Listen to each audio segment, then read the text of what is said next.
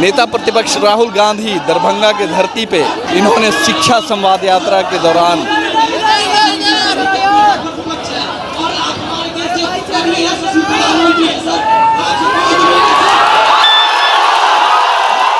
शिक्षा संवाद यात्रा को संबोधित कर रहे हैं। और जैसा कि राहुल गांधी ने बताया कि उन्हें पूरी तरीके से रोकने की कोशिश की गई है यहाँ के प्रशासन के द्वारा, ताकि ये प्रोग्राम, ये जो कार्यक्रम शिक्षा संवाद यात्रा जो लगातार राहुल गांधी का जो एक विज़न और मिशन है कि पूरे भारत में शिक्षा को बढ़ाने के लिए और शिक्षा को जो सही तरीके से सुचारू ढंग से संचालित करने के लिए जो इनका प्रयास है, बिहार के छात्रों के साथ कदम से कदम मिलाते हुए नजर आ रहे हैं। और इसी क्रम में आज दरभंगा के अंबेडकर छात्रावास हॉस्टल में है और लोगों से संवाद कर रहे हैं, खासकर छात्रों को बुलाकर उनकी परेशानियों, उनकी समस्याओं को सुन रहे हैं।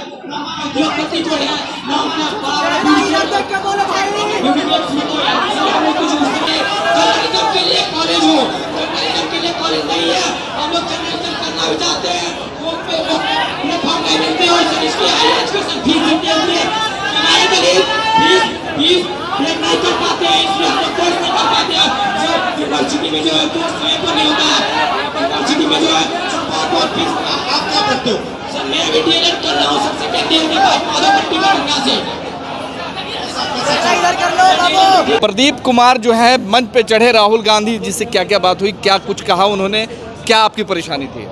सर, राहुल गांधी जी से मुलाकात हुई, इस बात के लिए मैं बहुत खुश हूँ। मैंने सपनों में भी नहीं सोचा था कि नेता प्रतिपक्ष से मेरी मुलाकात हो जाएगी और बात समाप्त भी होगी। तो उन्होंने पूछा कि आप लोग की क्या समस्याएं हैं, आप लोग बताइए। तो मैंने उनको विभिन्न समस्याओं से अवगत कराने का प्रयत्न किया हूँ सर।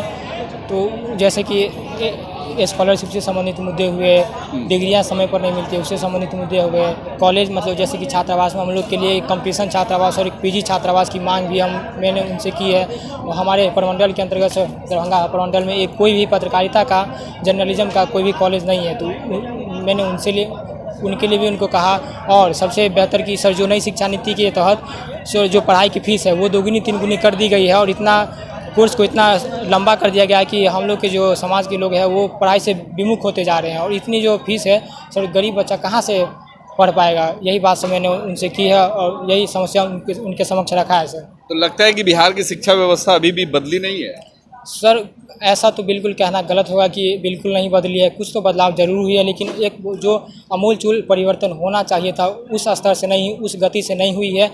अभी भी इसमें बहुत कुछ होना बाकी है सर। तो बिहार के तो बड़े बड़े नेता आपके क्षेत्र में आते होंगे, मुख्यमंत्री भी लगातार अभी घूम रहे थे, यात्रा कर रहे थे, तेजस्वी प्रसाद यादव भी घूम रहे थे। तो राहुल गांधी जी जो मतलब केंद्र में है, विपक्ष के नेता है, वो आपको बुलाए तो कैसा लगा कि एक केंद्र का जो विपक्ष में बैठा हुआ नेता आज संवाद कर रहा था, शिक्षा की बात कर रहा था, विद्यार्थियों के बीच में था। आपके बिहार के लोग भी आते हैं तो नहीं मिल पाते हैं? जी सर, बिल्कुल सर। राहुल गांधी जी की ये महानता है और उनका जो एक काम करने का नज़रिया है देश की राजनीति व्यवस्था को बदलने का, उसका हमको परिवर्तन दिखाई पड़ता है। और वो इसी बात से दृष्टिगोचर होता है कि उन्होंने एक छोटे लेवल पे, जहाँ पे कोई आना भी नहीं चाहता था सर, मैंने एक कोई बड़े नेता थे, उनका नाम मतलब नहीं जानता हूँ, लेकिन उन्होंने कहा था कि जब आए थे तो कि ऐसे पोखर में आएंगे राहुल गांधी, इतने देश के बड़े नेता, तो यहाँ बहुत सारे लोग आना भी नहीं चाहते हैं।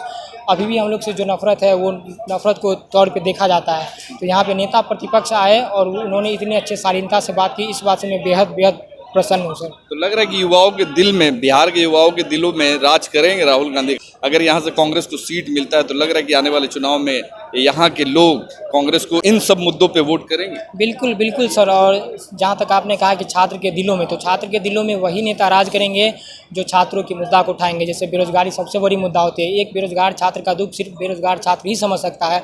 और उनके इन बातों को समझने के लिए नेता प्रतिपक्ष यहाँ पे आए, उन्होंने बात संवाद किया, तो ये एक बहुत बड़ी बात होती है सर।